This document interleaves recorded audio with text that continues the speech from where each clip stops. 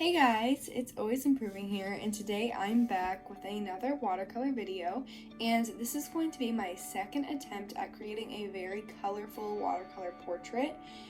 This was my, I had already done the sketch, but again, this is my second attempt because last week's video was the speed paint of my first one, and now I wanted to give it another shot and talk a little bit more about the painting process. So the first thing I did for this was go in with a really warm red and do the areas that I knew there would be blood flow, like the cheeks, some of the neck and the nose, also a bit of the ear. And then I blended that out with a nice yellow color to kind of create a more balanced skin tone.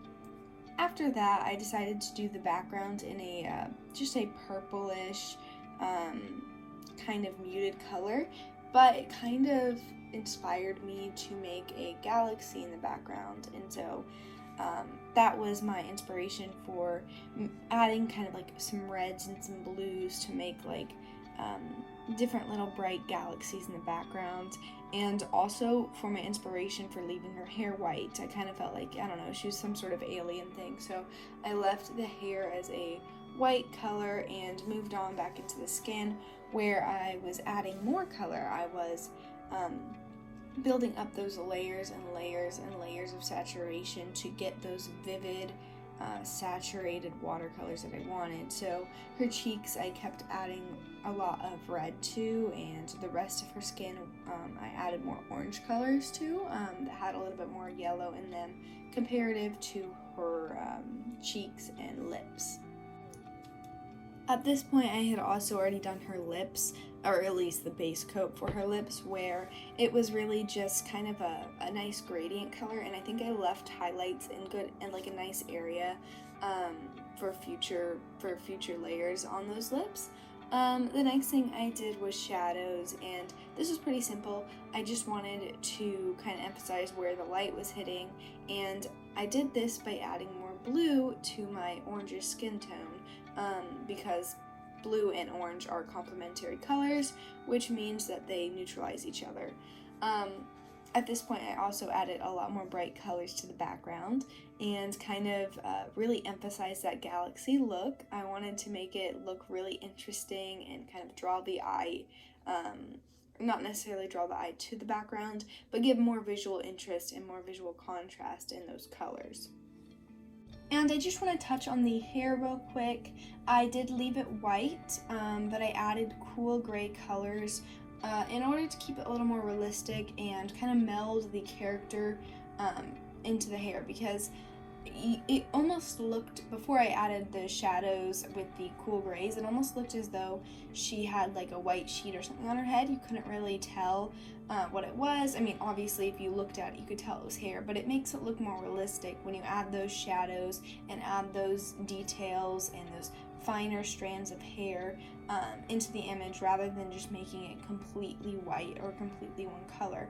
And even though you get the general sense that her hair is a white silvery color, the actual paper is not directly white, and I think that helps a lot to kind of bring more unity to the piece and add just a little bit more realism into it. In this painting process, I also wanted to meld the character into the background, not just the hair. And I did this by kind of putting some purple at the bottom of the page where the character kind of met the galaxy background, so it almost looks like she's popping out of the page. I don't know if that was a good stylistic choice, but it was kind of interesting and I just wanted to try it, so that's where that came from.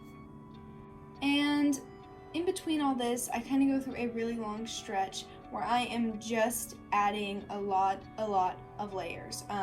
And these layers are for two different reasons that I can think of, one of which is shadows. I just need to continue to add those colors and build up those values to be as dark as possible, and to have a good contrast from the highlights and be dark enough in watercolors. Since watercolors dry when they get light, it's hard to make that without having a lot of layers. So that was the first reason, and the second reason was to add more saturation to add a bright yellow and to add bright reds into the piece again to emphasize that, because watercolors, they also get duller when they dry. So for those two reasons, I had to combat that with a lot of layers of brighter colors and darker colors as well.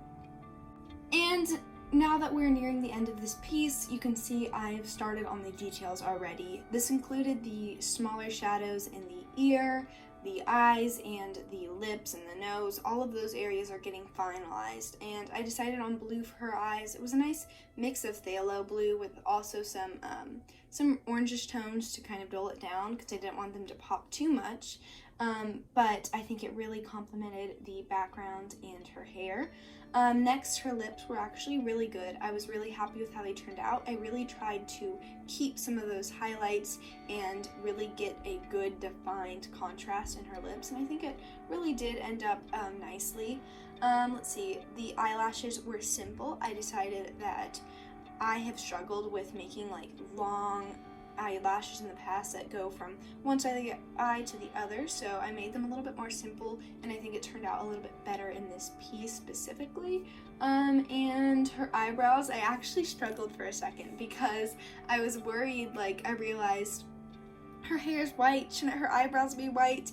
And yes, they probably should have been, but I decided to just go the opposite and just do black eyebrows, and I don't think that they turned out bad. I made them a really cool dark gray color, so it kind of has that blue that ties the eyes and the hair and the background to them, so I hope they don't stick out too much. But yeah, that was a kind of tough decision for me to make. So the last few details included using my white Jelly Roll pen to add some highlights on her nose, eyes, and lips. I also went in and added some deeper shadows to a couple of areas, nothing too spectacular or too necessary, but it just helped, unify the piece, give it a little more realism and contrast. And then the final thing, I did decide to make the background a galaxy, but there weren't any stars because I didn't use any masking fluid, so I decided to go back in with my Jelly Roll pen again and do some little stars in the backgrounds, like little clusters of them. I thought it would make more sense than doing it like over the whole background, so I just did a couple of clusters of stars all across the background, and I think it really helped to unify the piece and bring together more white elements like her hair and all those highlights with the rest of the image. And yeah, that was it. So I really hope you enjoyed watching this video. I had a lot of fun with this piece, even though it wasn't perfect and it wasn't necessarily the brightest, and I know my goal was color with this, but really I'm just trying to explore a new style, so it really did end up well for me. So again, thank you so much for watching, and I hope you'll stick around for the next one. See you then. Bye!